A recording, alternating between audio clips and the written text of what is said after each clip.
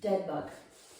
One of the best exercises for bringing in our core and using it as a human weight belt and a stabilizer.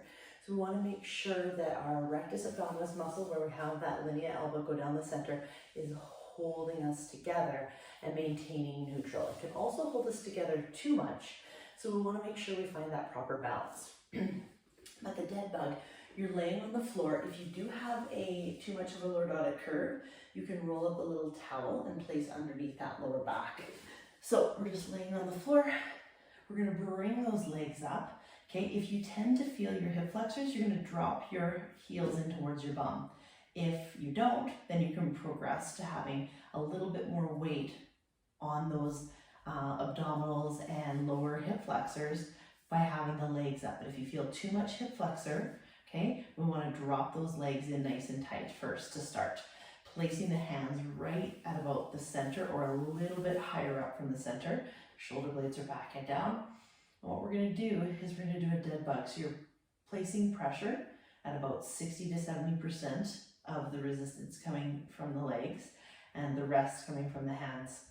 Inhaling through the nose as you let that air all the way in without the shoulders coming up. Then you're going to exhale, lift your head off the floor, look into your abdomen as you hollow out that abdomen, pulling that belly button in gently, pulling the ribs down and letting those shoulders stay relaxed.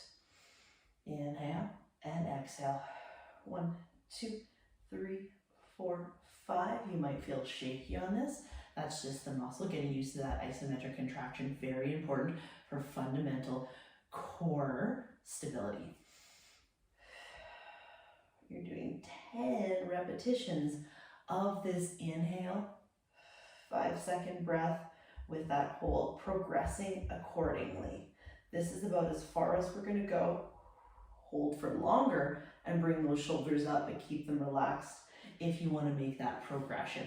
Make that core work.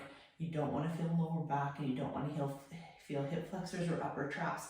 So this is you just getting used to listening to where your core is at and how you can work your breath in your core without feeling the hip flexors, the lower back, or the upper traps.